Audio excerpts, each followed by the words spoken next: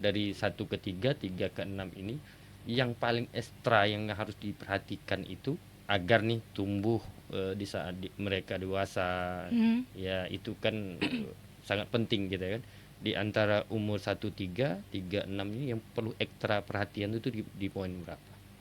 Di 0 sampai 3 tahun. Metode ini ya setiap penitipan anak akan ada metode ini. Iya, betul. Nah, ini baru enggak di Timilahan? Baru.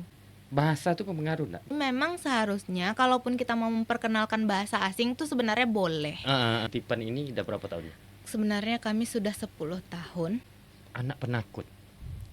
Itu masalahnya apa tuh? Kalau itu ada di usia 0 sampai 2 tahun.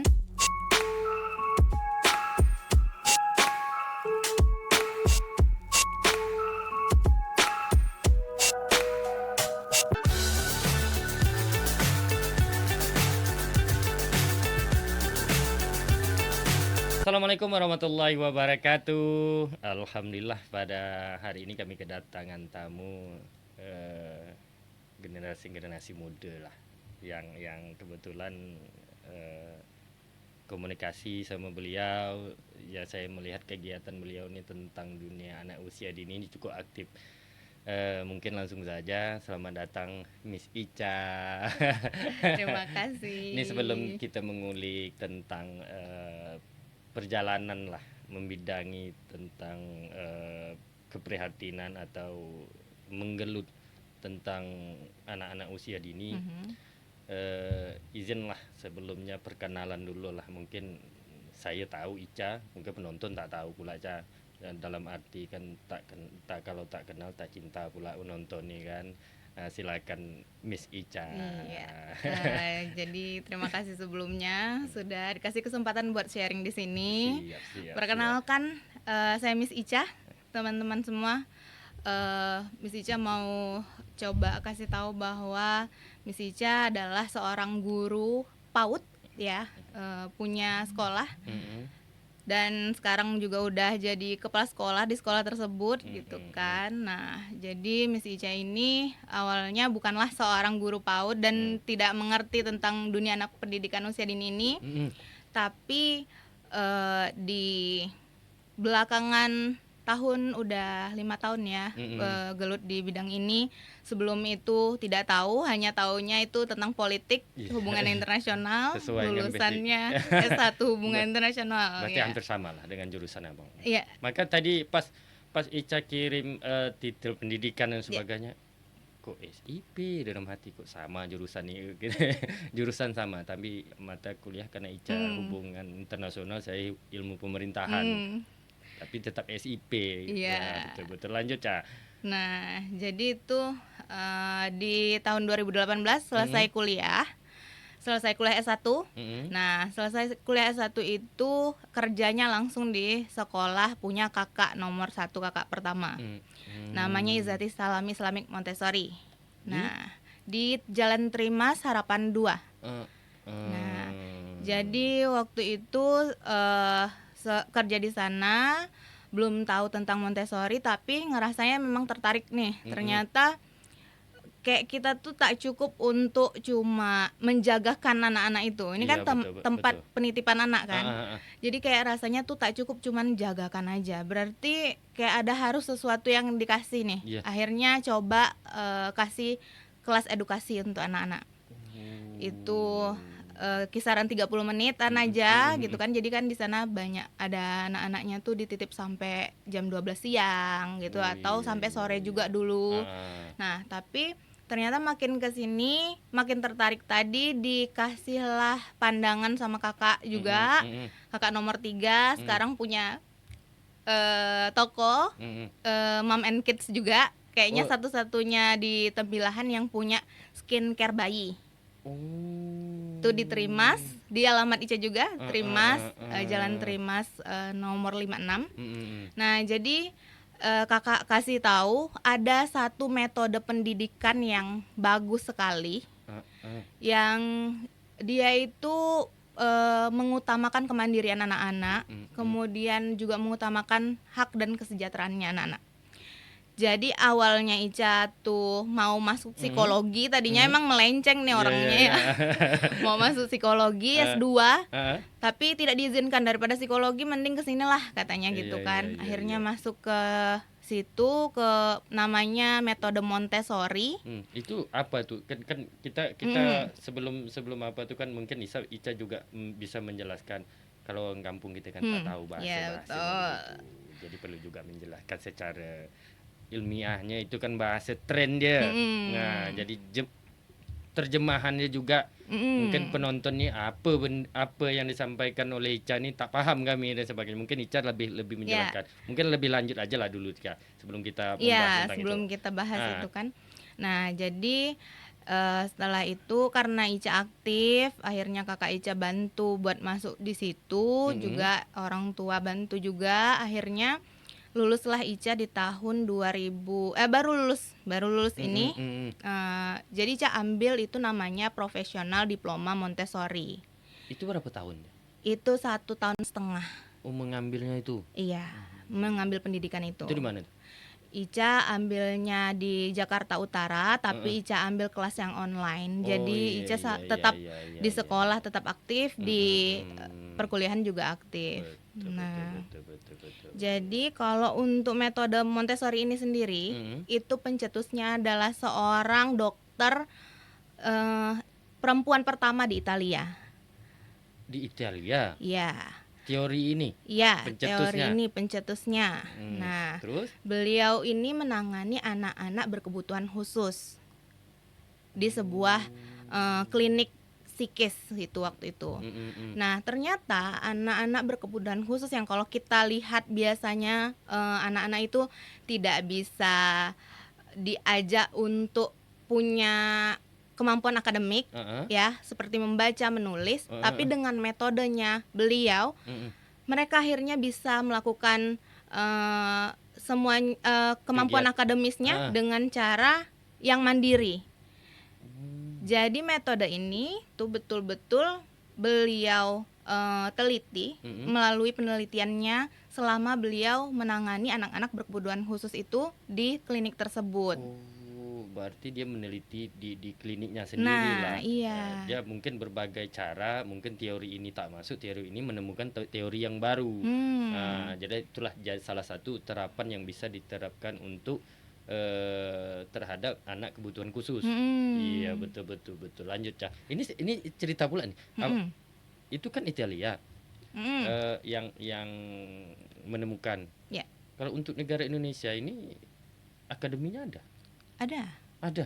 Sebenarnya sejalan dengan Bapak pendidikan kita, yaitu Bapak Ki Hajar Dewantara. Itu sebenarnya masih satu pemikiran, satu persepsi. Jadi kalau dicari sejarahnya, sebenarnya Maria Montessori ini sudah melakukan pemasaran metodenya beliau itu ke bagian Asia. Hanya saja Indonesia tidak kedapatan karena pada saat tahun tersebut kita sedang dijajah oleh Jepang. Nah, jadi tidaklah sampai. Tapi dari mana Bapak Ki Hajar Dewantara ini jadi tahu? Itu karena Bapak Ki Hajar Dewantara tahu dari para Belanda. Nah, sama-sama tentang bagaimana potensi seorang anak akan terbuka ketika mereka benar-benar distimulasi. Nah, jadi kalau dalam pemikirannya Maria Montessori maupun Bapak Ki Hajar Dewantara ini sebenarnya manusia itu lahir sudah sama dengan potensi baik yang mereka punya. Jadi kalau di dalam Islam pun kita sebut dengan fitrah. Jadi sudah ada fitrah baik yang ada di dalam diri setiap manusia. Hanya saja kita tunggu kapan fitrah itu atau potensi itu akan terbuka. Nah, jadi kalau menurut Maria Montessori sendiri, potensi itu akan terbuka ketika kita sudah menyelesaikan kekosongan yang ada di dalam diri si anak. Kekosongan ini bisa dari pengasuhan, bisa dari nutrisi makanan yang dia asupi makanan di dalam tubuhnya. Karena asupan makanan itu mempengaruhi lagi pembangunan di otaknya gitu. Nah, semua kita itu bisa berkomunikasi dengan baik itu semua karena bagaimana indera-indera kita menangkap nih komunikasi dari sekitar lingkungan kita, kemudian diproses di otak, kemudian kembali lagi ke bagaimana cara kita berkomunikasi, bagaimana cara kita berinteraksi, bagaimana cara kita melakukan segala hal. Nah, jadi itu rentetan panjang yang Ica temukan saat Ica kuliah di diploma Montessori itu, dan akhirnya membukakan persepsi pandangan baru, sudut pandang baru di diri Ica sendiri. Oh, ternyata aku dulu kecilnya seperti ini sehingga jadi punya kosong di sini gitu. Bahkan kita pelupa aja itu ada jawabannya. Jadi kan kalau kita sering bertanya tuh, ngapa ya kalau kita nih sering seperti ini, atau orang tuanya kasar maka anaknya akan kasar juga. Terus orang tuanya kecil badannya maka anaknya akan kecil juga badannya. Masa iya, Ica bertanya-tanya nih selama ini, masa iya tidak ada pemutus rantai tersebut gitu? Tidak mungkin tidak ada. Jadi setelah belajar di dalam metode Montessori ini, Ica baru tahu lah ternyata rantai pemutus itu semua ada. Tapi itu bukan bagian dari gen? Iya, ada bagian dari gen tentunya. Tapi balik lagi, tadi kita diciptakan dengan fitrahnya, yang potensi baik itu. Nah, jadi potensi baik itu tidak mungkin Allah kasih ke kita cuma-cuma gitu. Jadi gini aja lah, sebenarnya anak bayi kalau dia tidur pasti dia baru lahir tuh bangunnya tiap malam, bukan? Nah, tujuan Allah untuk membangunkan dia tiap malam sebenarnya apa coba? Manusia nih, ya ternyata proses untuk sampai dia dewasa dia bisa bangun sholat malam. Tapi siapa habis itu yang suruh dia tidur lagi anak, tidur lagi? Siapa coba? Ibunya. Nah, ibunya kita. Jadi kitakah yang sudah merawat dengan baik fitrah tersebut untuk terbuka ataukah tidak? Berarti selama menjalankan diplomat tentang Ica jalani ini, itu ada praktik nggak kemarin? Prakteknya kayak mana? Karena Ica kan online nih, kuliah dan sebagainya. Tentu untuk menerapkan teori yang disampaikan itu butuh praktek nih. Betul. Ada nggak waktu di pendidikan kemarin itu anak yang berkebutuhan khusus di sekolah itu?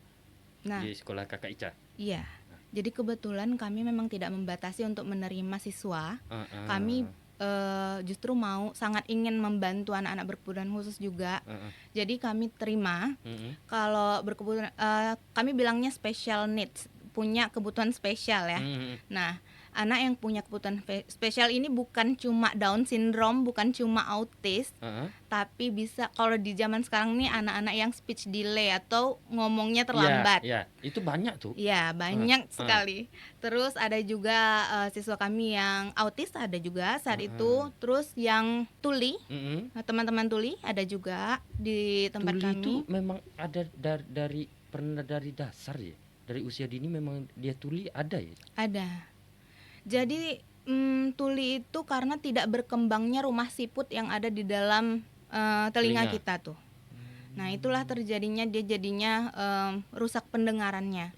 Makanya anak tuli itu biasanya tidak 100% tidak mendengar, tapi ada berapa persen yang cuman bisa dia dengar. Itu bisa ibaratnya bisa pulih enggak? Nah, kalau untuk bisa pulih atau tidak dengan metode ini bisa Ica jawab ya tetap tidak bisa pulih, tapi kita bisa memberikan mereka cara yang lebih efektif untuk berkomunikasi dengan bahasa isyarat misalnya. Nah, karena kan kalau kita salah satu tubuh kita sudah ada yang sakit, sudah ada yang rusak, itu pasti akan mempengaruhi dengan yang lainnya. Biasanya kalau anak-anak tuli tidak bisa berkomunikasi, kemudian dia jadi tantrum. Nih bahasanya lagi. Tantrum di mana kita marah-marah, nangis, ngamuk. Nah, itu dia. Jadi ngomong-ngomong tantrum pun tidak cuma anak kecil yang punya tantrum, orang dewasa pun punya tantrum juga. Ini perlu kita tahu lah, paling tidaknya kita mengambil dari sisi keilmuan yang Ica jalani selama ini. Ya mungkin kalau persepsi penonton mengatakan oh ini sejarah ilmu hubungan internasional, ya namun kita hari ini saya lebih menekankan ilmu yang didapatkan Ica dari kuliah tentang menggeluti tentang anak usia dini. Nah, saya juga kenapa bahasa itu saya keluarkan, saya tidak ingin persepsi penonton nanti mengalihkan pandangan secara latar belakang pendidikan. Ica berani ngomong seperti ini karena dia punya dasar ya, teman-teman. Jadi karena kita harus menyampaikan ini, Ca. Iya, betul. Kita paham nih, dunia netizen ini sangat kritis mereka. Jadi ini podcast kita pada hari ini kan lebih kepada pengalaman karena Ica juga ada bekerja langsung sebagai guru juga. Yang kedua, dasar pendidikan beliau alhamdulillah 1 tahun kemarin dan hari ini juga sudah selesai, dan saya juga mengundang beliau ingin berbagi informasi seputar anak, dan kebetulan juga anak saya masih dini, masih kecil, masih umur 2 tahun. Ya mungkin dengan hasil diskusi ini juga saya bisa mengambil ilmu ya, terlepas dari penontonnya dapat edukasi seperti apa dan sebagainya. Lanjut, Ca. Ica pun gitu juga. Selama Ica kuliah di diploma itu, Ica pun terkejut-kejut dengan diri Ica sendiri. Oh, ternyata ini semua ada penyebabnya dan juga ada cara untuk memangkasnya supaya tidak berlanjut. Yang namanya pengasuhan, pendidikan itu pastinya akan berlanjut, karena kalau orang dulu tuh selalu bilang, ya itu tadi mamanya gitu ya, anaknya bakalan gitu, dan anaknya akan nurunkan lagi ke cucunya, ke cicitnya. Jadi kayak gitu kan. Tapi ternyata tidak. Itu semua bisa kita pangkas dengan apa? Dengan kesadaran kita. Jadi kalau sekarang tuh kayak kita bisa bilang anak-anak yang kayak Ica ya, yang usia Ica nih, biasanya tuh dibilang Gen Z atau generasi Z. Nah, anak-anak generasi Z ini selalu dibilang punya mental health yang lemah.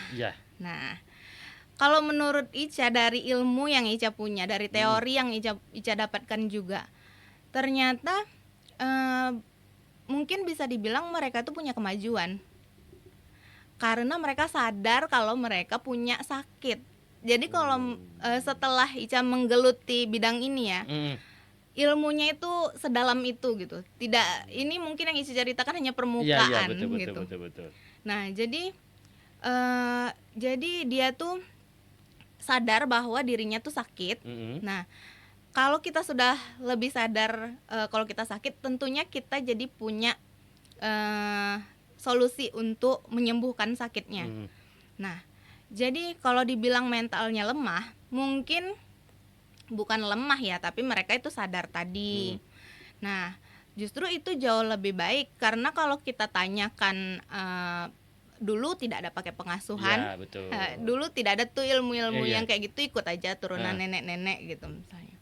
Ya betul, tapi apakah kita sudah orang-orang yang ikut tidak memutus gitu ya rantai pengasuhannya, apakah dia sudah melakukan yang terbaik untuk anak-anaknya? Tentu dia sudah melakukan yang terbaik untuk anak-anaknya. Nah, siapapun itu orang tua pasti mau yang terbaik untuk anak-anaknya. Berarti gini kita, dari kesimpulan yang sedikit ya, sedikit yang ya terlepas ini perhatian kita, anggaplah kayak abang orang tua menitipkan anak juga, kualitas titipan anak itu juga menjadi tolak ukur dong. Iya, betul sekali. Jadi orang tua juga harus cerdas mencari tempat penitipan anak.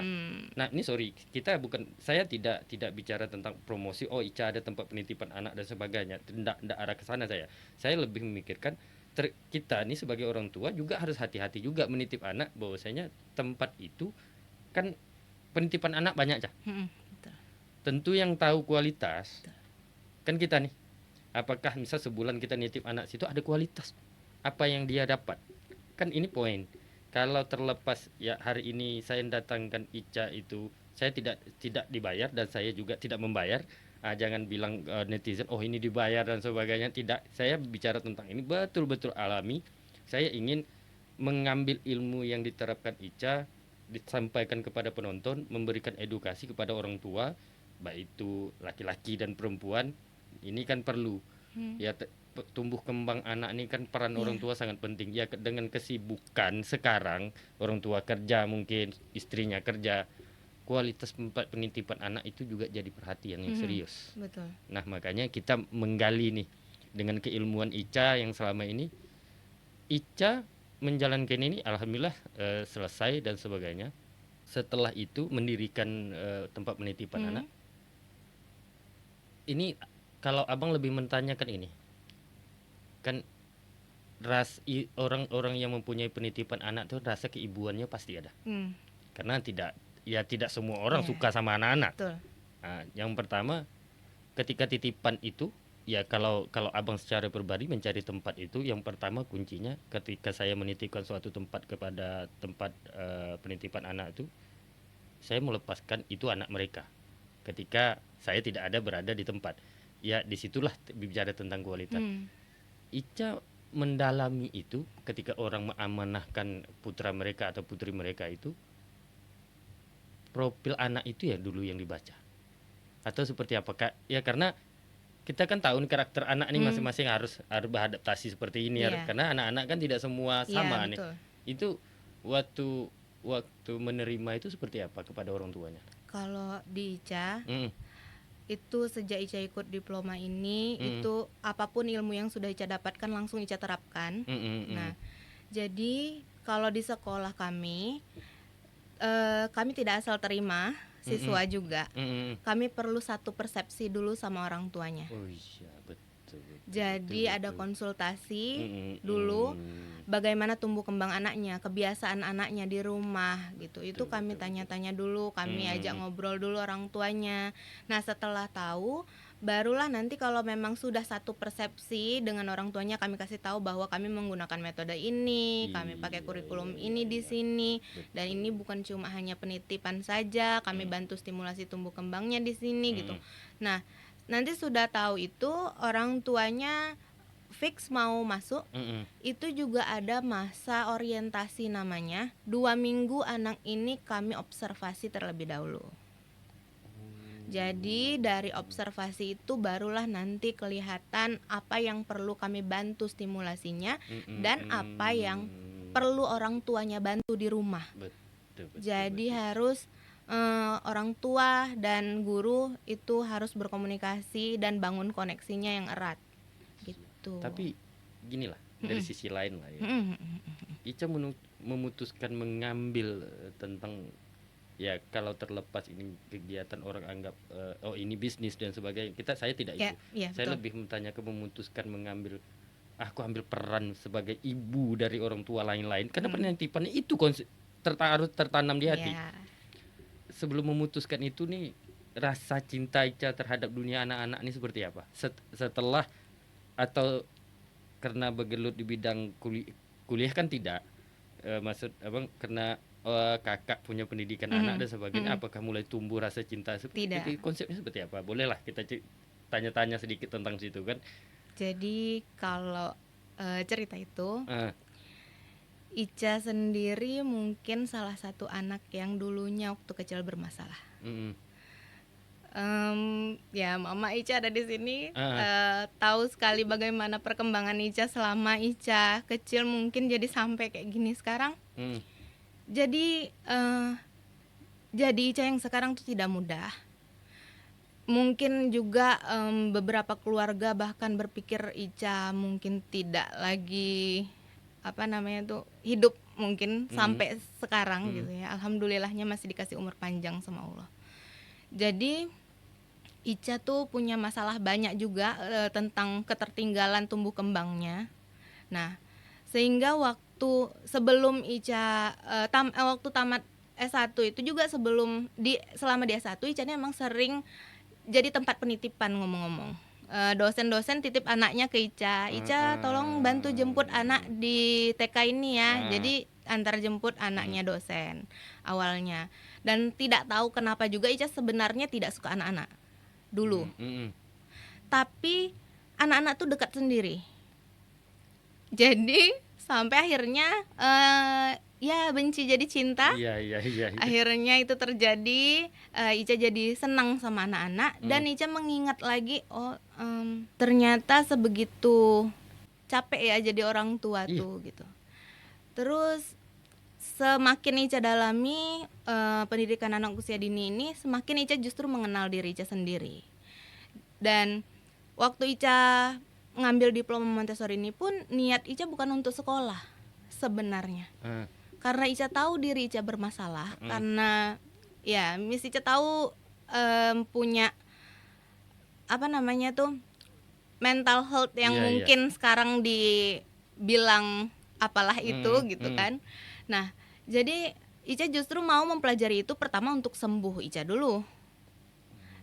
Tapi pada akhirnya Ica sampai ke titik yang orang-orang bilang bahwa mau tidak mau kita hidup, perempuan terutama, kita udah diciptakan nih punya fitrah sebagai seorang perempuan. Artinya kita yang akan melahirkan generasi-generasi berikutnya. Jadi bagi Ica belajar di bidang ini tuh penting untuk apa? Untuk kedepannya. Jadi bukan cuma sekedar memasarkan sekolah ini. Betul. Karena gini, sedikit kita mengalami lah tentang kehidupan antara anak dengan suka sama seseorang itu kan. Anak ini kan sangat pintar dia, terlepas dia nakal tidak, dia ada suka sama orang itu. Ya, memang orang itu kan dia tidak terlalu suka sama anak-anak, tapi anak-anak suka sama beliau. Disitulah kelebihan, mungkin salah satu kelebihan Ica. Tapi mungkin hari ini menjadi Ica ambil poin kesukaannya itu, ya udah yang selama ini aku merasa dengan anak-anak itu capek dan sebagainya, pasti menjadi tantangan. Oh, kalau aku mengasuh anak-anak orang ini kan berat tantangan dan sebagainya. Tapi alhamdulillah inilah jalan hidup. Tapi terlepas dari itu semua, Ca, ini kita kan bicara tentang faktor anak usia dini tumbuh kembangnya ke dewasa itu, peran di usia dini sangat berpengaruh. Sangat. Jadi kalau dari teori yang Ica pelajari pun, anak usia 0 sampai 3 tahun itu punya tahapannya. Dia baru tahu, kita bayangkan aja kan, tadinya dia di dalam rahim ibunya, kemudian dia lahir, kemudian ibunya masih menyusui. Ternyata proses menyusui itu pun adalah proses perpisahan antara ibu dan anaknya. Jadi si anak tadi belum tahu kalau dia itu beda tubuh, beda individu dari orang tuanya, dari ibunya. Jadi dia kemudian disapih, di usia 6 bulan sudah mulai makan. Nah, makan ini pun juga bukanlah ujug-ujug kita kasih makan kemudian anaknya harus habiskan makanannya, tapi di usia 6 bulan itu kan masih belum putus ASI-nya kalau bisa ya. Nah, jadi sampai usia 2 tahun kalau di dalam Islam menyusui itu seorang perempuan, kemudian nanti anaknya pelan-pelan pun bisa makan dengan mandiri, tidak lagi bergantung sama orang tuanya. Jadi di usia 0 sampai 3 tahun itu perjalanan proses bagaimana seorang manusia nih tahu kalau dia bukan bagian dari ibunya. Jadi kalau kadang-kadang kita tuh punya lihat perilaku anak kita yang usia itu suka lengket sama ibunya gitu kan, maunya cuma sama ibunya karena dia taunya dia itu satu tubuh. Lanjut lagi 3 ke 6 tahun, di situ dia baru tahu kalau ternyata dia bisa memilih sesuatu. Dia bisa pilih atas pilihannya sendiri. Contoh? Aku maunya tidak mandi, aku maunya main saja. Oh iya, hal-hal yang seperti itu. Nah, fase itu dimana fase dia tuh baru tahu bahwa hidupku ini bisa loh ternyata tidak diatur-atur sama orang tuaku. Nah, tapi kan pada akhirnya memang benar kita ternyata individu yang berbeda. Gitu. Jadi kita setelah dia dewasa nanti itulah dimana kita bisa melihat dia akan tumbuh menjadi orang dewasa seperti apa. Jadi kalau ada yang mau tahu dia sekarang ini adalah orang dewasa yang seperti apa, coba tanya sama orang tuanya dulunya dia seperti apa kecilnya. Tapi ini bukan untuk diambil sebagai menyalahkan orang tua ya. Karena orang tua sudah pasti memberikan yang terbaik. Kalau seandainya dulu Ica selalu sering bilang tuh sama mama, kalau dulu ada mungkin ilmu yang seperti ini orang tua pasti belajar. Pasti. Setidaknya kalaupun tidak di dalam berpendidikan, mungkin ada penyuluhan oleh pemerintah. Iya, betul. Jadi ya kalau kita faktoron dulu kan sekolah ini bukan tak mau sekolah, banyak lagi yang dipikirkan dan sebagainya. Jadi hal-hal yang poin seperti ini juga. Tapi kan dari usia dini itu, dari 1 ke 3, 3 ke 6 ini, yang paling ekstra yang harus diperhatikan itu agar nih tumbuh di saat mereka dewasa. Ya itu kan sangat penting gitu kan. Di antara umur 1, 3, 3, 6 ini yang perlu ekstra perhatian itu di poin berapa? Di 0 sampai 3 tahun. Kenapa? Karena di saat itulah Allah tuh kasih kemampuan otak kita yang dimasukkan apa aja kita makan, istilahnya gitu. Tapi sayangnya kalau di bahasa Android nih ya, diinstal apa aja masuk. Tapi sayangnya itu semua tidak bisa di-uninstall lagi. Jadi mau baik buruk itu diterima sama semua anak. Berarti sangat berpengaruh waktu Betul. umur 1 sampai 3. Mhm. Berarti perilaku orang tua pun kalau Betul. dia rekam ya. Jadi kalau suatu saat di usia di atas 3 tahun dia berperilaku yang mungkin menantang kita atau perilaku menyimpang. Nah, kita perlu tanyakan dulu di usia dia sebelumnya kita lakukan apa sehingga dia mencontoh kita. Iya, betul. Ini jadi pelajaran. Ya paling tidaknya tak bisa menyerapi hasil pembicaraan kita secara 1%, ya 50% bisa lah. Tak mungkin tak bisa yang biasanya. Mungkin salah satu contoh ya di dalam keluarga itu tetap ada masalah orang tua ya. Mungkin dengan bertengkar pun tidak. Adapun kalau ada gesekan di dalam keluarga itu tidak harus bertengkar di depan anak, kan salah satunya. Menghindar ketika memang mempunyai anak-anak masih usia dini. Dihindari pertengkaran di dalam keluarga itu di usia mereka itu, di hadapan mereka kalau bisa. Karena ya saya menangkap ini ya di umur ini kan sangat rentan karena perilaku orang tua kan direkam. Dan itu kan tidak bisa di uninstall atau dihapus. Iya, dihapus. Tidak bisa. Memang ini poin-poin yang sangat vital. Ya saya juga hari ini jujur teman-teman ya, terlepas saya masih muda lah lagi, ibarat mengerti lah tentang pendidikan anak. Tapi malam hari ini banyak poin yang abang dapat secara saya pribadi. Tapi Ica di umur 3 sampai 6 itu lebih kepada mana tuh? Kepada kemandiriannya dia. Di usia 3 sampai 6 kalau kita mau mengajarkan kemandirian itu adalah paling tepat.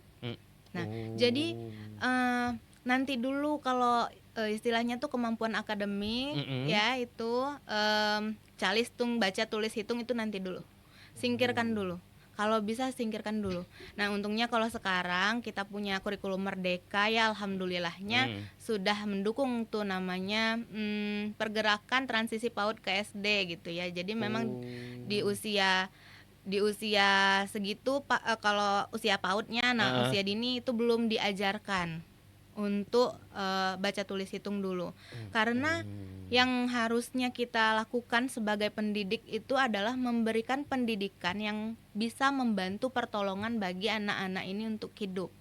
Berarti peran sekolah PAUD ini sangat vital juga terkait pertumbuhan generasi bangsa ini.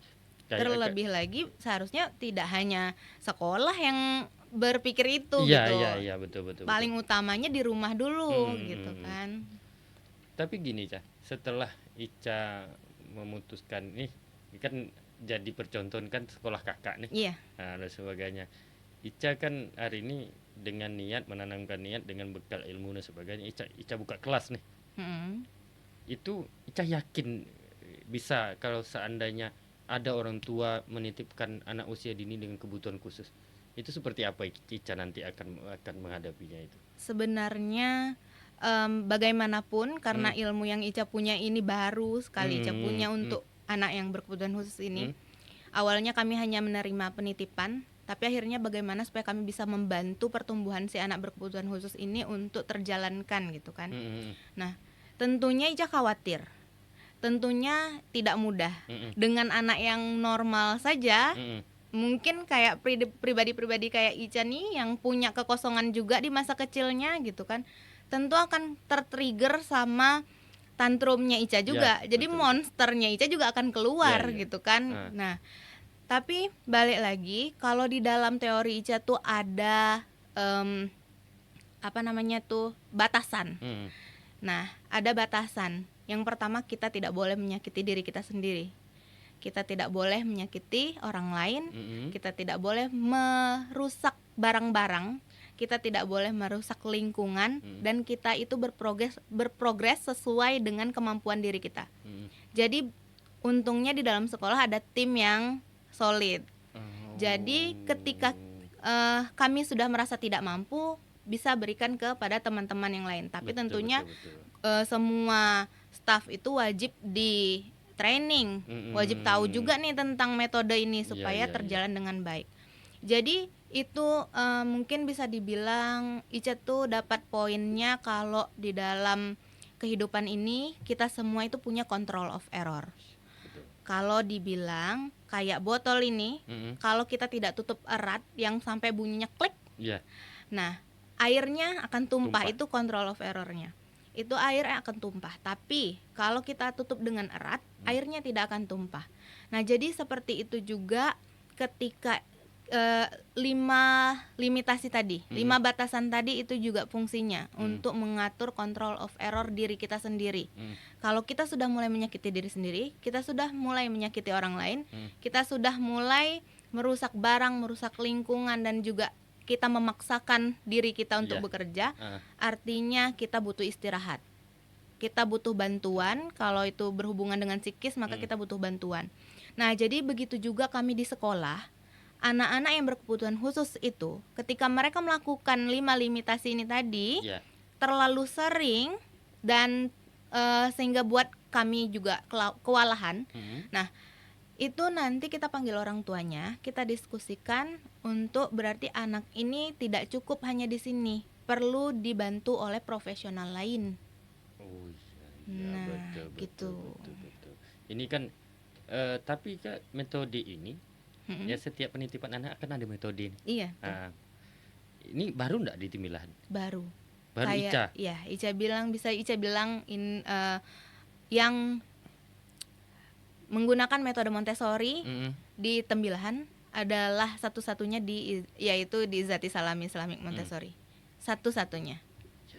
Pertama kali. Ini kan salah satu nilai baik bagi orang tua yang biasanya ya asal titip. Ya udah aku, karena gini, faktor orang menitip anak nih kan ada dua nih. Ada karena tetangga aku nitip anaknya di situ, karena aku harus di situ. Tapi ada juga kalau memang orang tuanya punya pengetahuan dan sebagainya, dia berbicara tentang kualitas, kayak mana menitip anak itu nilainya bukan hanya sekedar ini titip anak aku, jam apa aku pulang kerja aku ambil. Kan ada juga nih mindset pemikiran orang tua. Namun hari ini saya lebih memberikan, hasil podcast ini lebih memberikan edukasi kepada masyarakat. Menitip anak itu peran penting terhadap penilaian sebuah penitipan anak itu sangat penting. Jadi jangan hanya menitip anak ya udah karena tetangga aku nitip anak di situ, aku di situ, karena dijaga atau dikasih makan hanya itu kan. Biasanya kan faktornya gini, anak aku makan habis, balik kerjaku aku jemput anak aku makan anak habis dan sebagainya. Tapi melihat itu, kalau abang mengambil poinnya, menilai tetap titipan anak itu bagus atau tidaknya, ya mungkin benar, mungkin 2 minggu itu terlihat.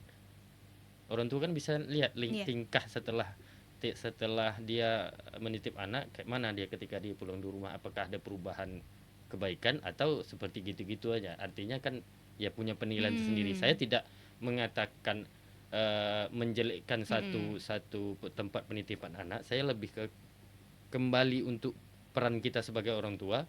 Peran penilaian sebuah penitipan anak itu sangat penting. Dan saya juga tidak, hari ini kita takut juga orang bilang penitipan anak kami dah puluhan tahun nih, tak ada pula masalah. Bukan di situnya, bukan di situnya. Kita lebih memperankan tentang kepada orang tuanya. Memilih tempat penitipan anak yang berkualitas itu penting, agar tujuan kita pertumbuhan beliau, karena tipikal anak-anak ini kan beda-beda. Iya, betul. Jadi anak tetangga kita seperti ini, tipenya anak tetangga kita seperti ini, tapi penitipan anaknya sama. Ini kan kalau memang kualitas penitipan anaknya tidak bisa membaca dua karakter ini kan berbeda. Ini kan, kita belajar pengalaman hidup ya. Misal tetangga A menitipkan anak dengan tipikal A, bagus dia nih. Anak kita tidak sama tipenya nih, menitip kok tak sama. Anaknya bagus, tapi anakku tak bagus nih.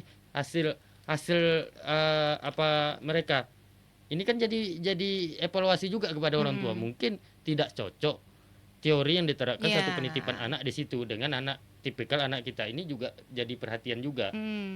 Tapi Selama ini dah berapa kelas Ica bangun? Kami itu punya 2 kelas.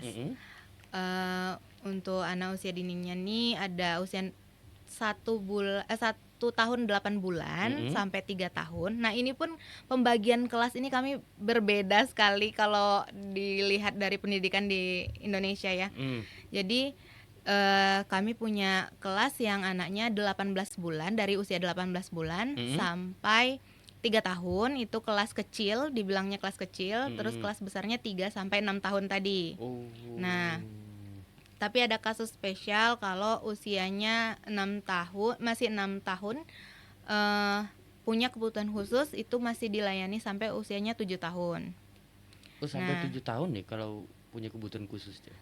Sebenarnya tidak juga, tapi kalau seandainya dia baru dititip di usianya 6 tahun. Iya. Nah, betul, jadi betul. Kami membantu nih kayak mana supaya kekosongan tumbuh kembangnya itu bisa dibantu di penitipan kami. Nah, jadi kayak gitu. Tapi jadi ada 2 kelas. Satu lagi yang ngebantu. Kayak anak lambat bicara lah. Kita tahu salah bahasa apa, mungkin lebih mudah menonton. Karena anak bicara itu boleh tak kita minta kisi-kisi cara penerapannya lah, yang ilmu Ica pelajari lah. Ini mohon maaf Ica, saudara abang juga pernah ada itu di Pekanbaru, tapi alhamdulillah selesai dia ikut terapi dan lain sebagainya. Mungkin salah satu tempat yang dipilih. Ya sekali dia sampai bicara itu ngomong terus ya. Nah, jadi itu. Tapi Ica ini ya kita pengen mungkin di dalam kita menontonnya ada orang tua, mungkin terjadi anaknya seperti itu. Teori yang di Ica pelajari untuk menerapkan itu seperti apa? Salah satu kisi-kisi lah. Kalau untuk kasus anak yang telat berbicara, itu sebenarnya kalau dalam teori metode ini jauh lagi sebelum kita bicara tentang teknis, ke orang tuanya sendiri. Tadi seperti Ica bilang, si anak baru tahu bahwa dia berpisah dari ibunya itu prosesnya usia 0 sampai 3 tahun. Nah, biasanya yang terjadi di anak telat berbicara ini, yang biasanya yang banyak terjadi itu adalah orang tuanya terlalu terburu-buru akan proses tersebut, sehingga sudah menganggap si anak itu dia tidak mengertilah juga apa yang kita bicarakan di depan dia. Terus padahal dia itu tadi punya kemampuan menyerap semuanya tapi tidak bisa dihapus. Nah, ingat lagi itu. Jadi sebaiknya si anak ini kan bukanlah benda mati. Jadi yang pertama kali perlu dilakukan orang tua adalah komunikasi sama anaknya. Rasakan bahwa anak itu memang mengerti apa yang kita katakan walaupun dia masih bayi 0 tahun sekalipun gitu. Jadi dia itu mengerti apa yang dikatakan oleh orang tuanya, karena pada dasarnya anak-anak itu cuma mau melihat orang dewasa di sekitarnya tuh senyum sama dia. Cuma mau melihat orang dewasa itu mengajaknya berinteraksi. Cuma mau lihat orang dewasa itu menganggapnya juga manusia yang bisa diajak komunikasi. Nah, itu yang pertama. Kemudian di zaman sekarang ini anak di usia dini ini, anak yang baru lahir tuh kalau bisa dibilang dia langsung bawa gadget. Ya, itu juga karena mungkin kerempongan orang tuanya ya gitu kan. Nah, tapi balik lagi, si anak tadi itu ada unsur-unsur di otaknya yang belum terbangun dengan sempurna. Sebenarnya idealnya anak yang boleh dikasih gadget itu, kita baca aja di buku panduan gadget tuh ada di usia 12 tahun baru boleh. Bahkan nonton TV juga sekalipun gitu kan. Nah, tapi kita kasih dia terlalu cepat, sehingga kita tuh memutus proses dia membangun dirinya. Sehingga ada nih unsur di dalam otaknya, di sarafnya itu yang terputus. Anak-anak ini belum paham dia kenapa di dalam HP ini bisa ada gambar manusia pula. Atau terkadang tontonan-tontonan anak-anaknya pun tidak dipilihkan. Dan pilihannya seperti apa mungkin ya Miss Ica kasih tahu nih. Pilihan menonton itu kalau bisa yang bergeraknya lambat. Kalau bisa juga dia manusia atau real nyata.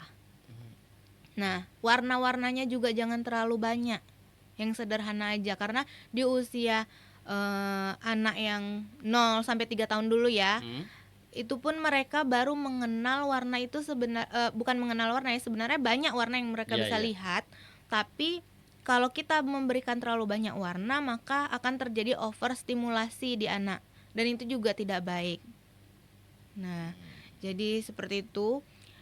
Kemudian dengan suara-suara bising juga, karena kan tadi kalau sempat Ica bilang juga kalau kita itu terbangun otaknya dari indera kita atau sensori namanya kalau di teori ini. Indera kita ini ada mata untuk melihat, kemudian membaui, mengecap, untuk mendengar, taktilnya tangannya, otot dan juga anggota di dalam tubuh.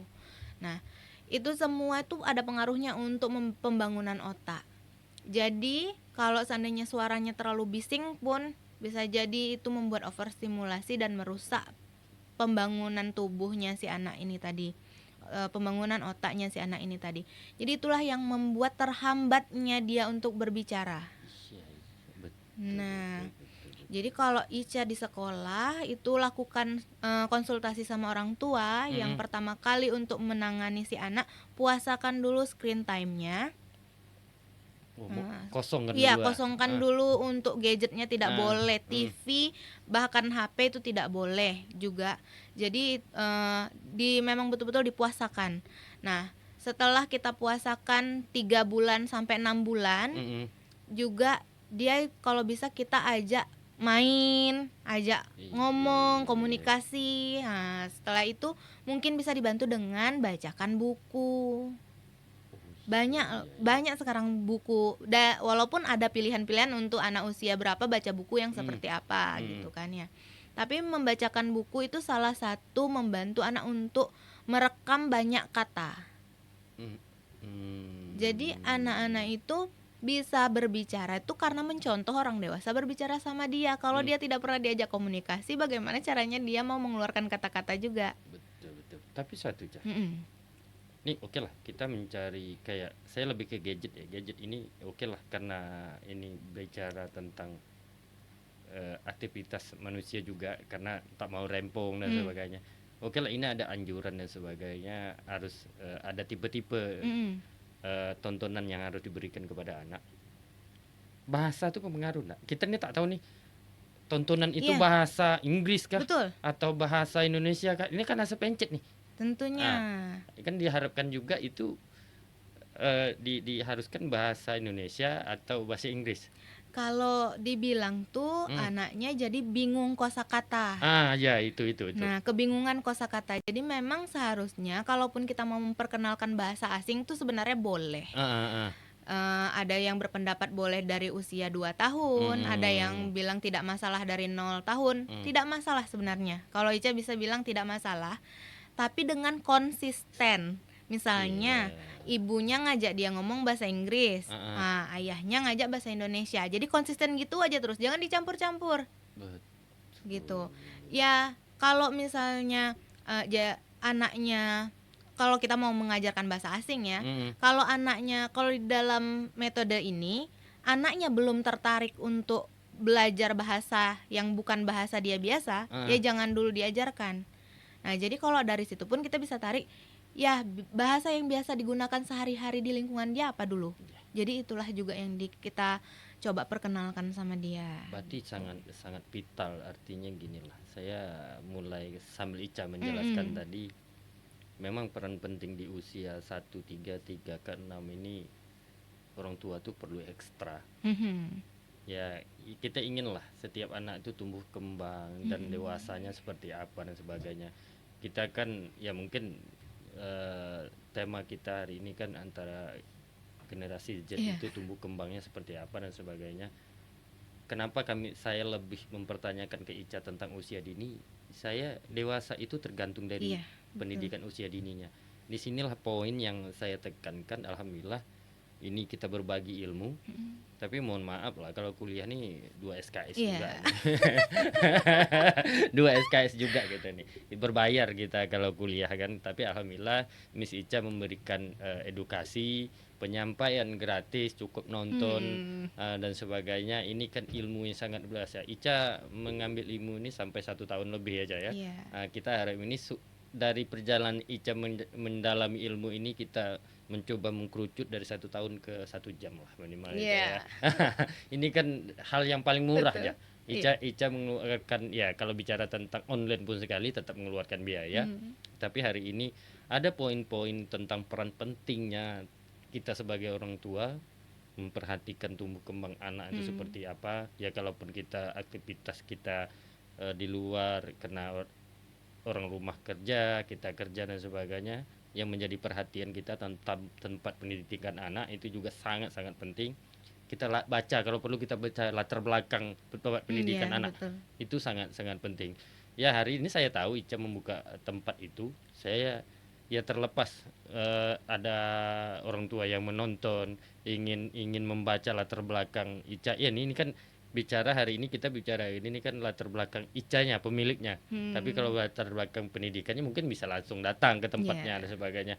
Ya bisa konsultasi dulu bagaimana dan seperti apa, cara apa. Kalau merasa hasil diskusi kita pada hari ini ragu, mungkin bisa datang ke tempat Ica langsung. Bagaimana terapan ya biasanya manusia itu kan berpikirnya ilmiah dulu nih.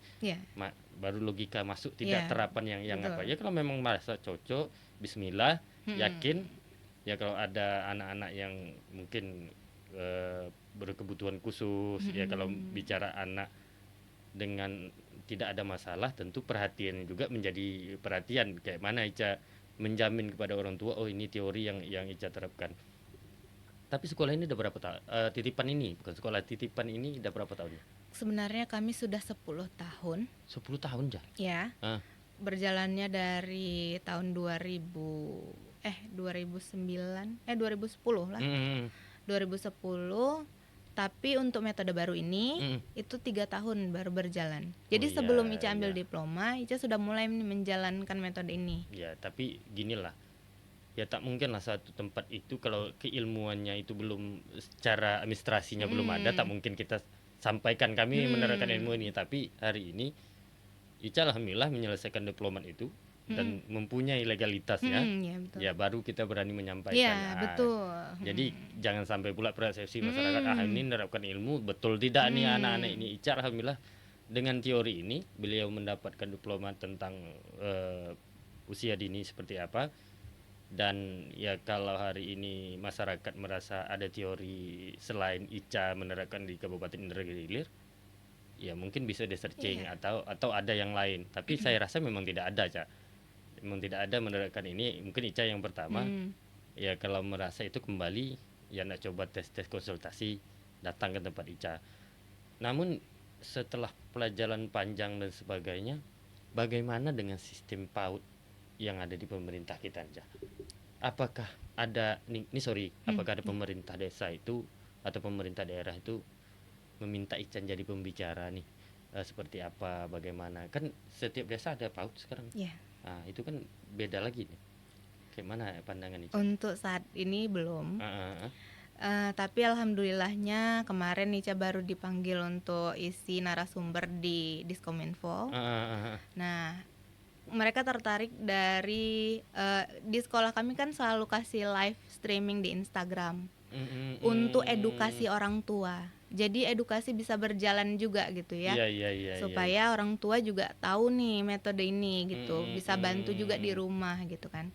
Nah, jadi ada salah satu orang tua kami yang menonton sama dengan pembawa acaranya di Diskominfo itu. Akhirnya Ica diajak untuk isi di sana. Nah, di sana juga Ica bahas tentang rahasia kenapa orang dewasa itu jadi tumbuh seperti itu gitu. Jadi dari dia usia dini. Nah, itu. Tapi untuk kalau di dalam pendidikannya kita selama di sini memang walaupun kami terdengar pertama ya. Tapi memang belum ada nih ditarik gitu kan. Cuma alhamdulillahnya di tahun ini tadi sekolah kami sudah dilirik untuk akreditasi. Nah, udah dilirik untuk akreditasi. Tapi bagus itu. Mudah-mudahan ini teori ya, terlepas dari teori dan sebagainya, mutu didikan dari tempat yang Ica jalani ini semakin berkait. semakin baik, semakin bagus, dan tingkat kepercayaan masyarakat juga semakin berkembang. Kita juga hari ini saya lebih kepada edukasi ya. Edukasi penilaian itu ya bukan abang, karena penilaian itu kepada masyarakat.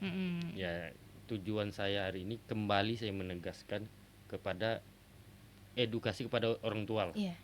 Kita belum lagi masalah stunting. Iya, betul sekali. Jadi stunting ini ya bukan hanya sekedar inhil ya. Satu nasional menjadi perhatian khusus.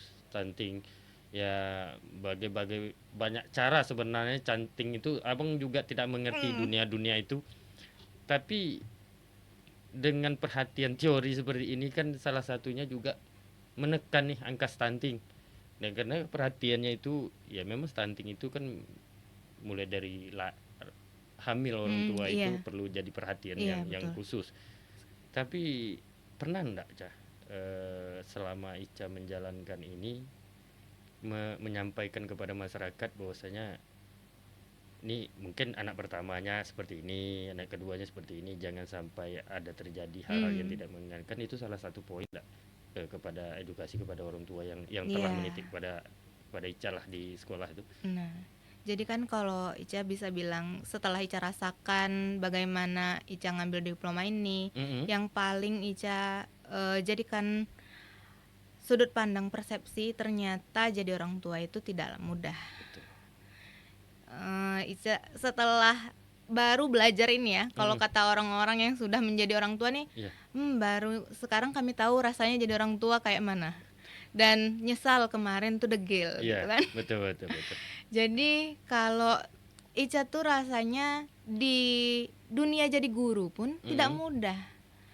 Kami mengasuh berapa anak dengan jumlah siswa yang lebih banyak daripada kami, dan karakternya beda-beda. Betul. Dari keluarga yang berbeda-beda pula, dari budaya yang beda-beda pula. Jadi itu juga tidaklah mudah. Nah, karena Ica tahu itu tidak mudah, karena Ica tahu semua orang punya kekosongannya masing-masing, punya lukanya masing-masing. Nah, jadi akhirnya Ica juga berpikir untuk bagaimana ini semua bisa meluas. Jadi untuk sharing Ica tidak pernah menutup siapapun yang mau sharing sama Ica, mau itu orang tua, calon orang tua, guru, calon guru, bahkan pranikah pun, oke, ayo kita diskusi gitu. Karena ini penting. Ini akan berdampak ke generasi-generasi terus-menerus. Itu yang Ica bilang tadi, ketika ada kerusakan tidak mungkin tidak ada pemutusnya. Nah, ada pemutusnya, hanya saja tidaklah mudah karena kita sudah dewasa. Nah, akan lebih mudah di anak-anak, tapi tidaklah mudah di orang dewasa. Kita kalau anak-anak itu tidak mungkin menunggu kita kayak tadi, kalau harus nunggu ke anak yang kedua dulu baru kita memperbaiki diri, wah udah terlambat. Betul. Jadi anak itu akan terus tidak menunggu, waktunya akan terus berjalan. Jadi apa yang harus kita lakukan, kita yang sudah sadar itu, maka kita berlari. Ica nih aja jujur, Ica juga susah. Ica juga punya penolakan awalnya di dalam diri Ica sendiri. Jadi hal itu yang membuat kalau di dalam Islam kita bilang kita perlu punya majelis taklim. Kita perlu punya satu circle yang sama kalau bahasa sekarang.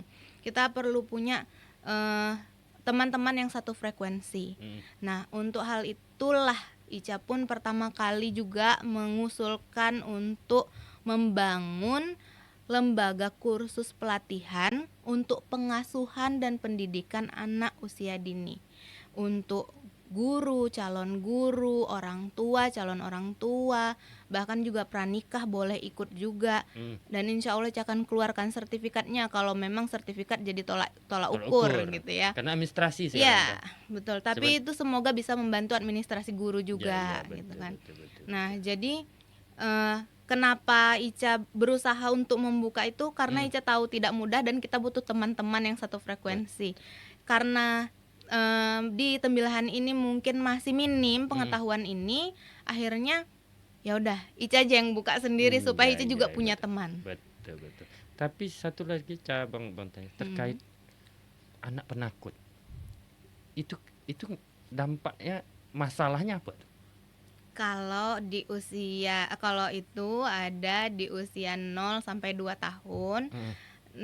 Setiap anak ini di rentang usianya tuh ada sensitivitas namanya, atau dimana kita itu bisa menaruh edukasi ke anak ini lagi sensitifnya gitu. Jadi waktu yang sangat baik untuk kita gunakan mengedukasi dia atau memberikan dia stimulasi. Di usia 0 sampai 2 tahun itu anak-anak sedang membangun keteraturan.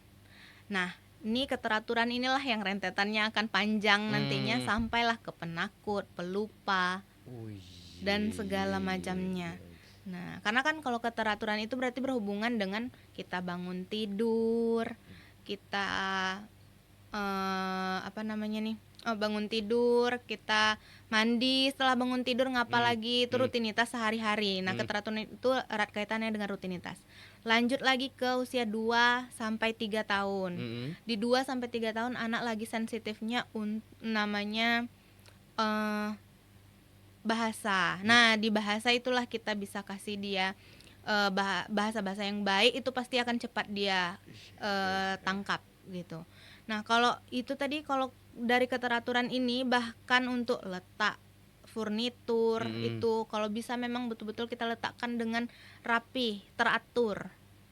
Nah, sehingga dia bisa untuk melihat oh ternyata keteraturan kehidupan ini seperti ini. Sampailah dengan cara kita berkomunikasi sama orang.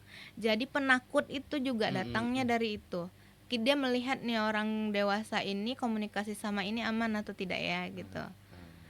Ayahku berkomunikasi sama Mbak kasir misalnya. Nah, ini aman atau tidak ya. Nah, di situ kita tuh perlu kenalkan dia tidak perlu takut sama orang-orang di sekitarnya misalnya gitu. Berarti peran orang tua menjamin memperkenalkan diri terhadap sesuatu atau suatu objek yang dia anggap ditakutinya, bahwanya ini tidak apa-apa dan sebagainya, perlu juga itu untuk menjelaskan.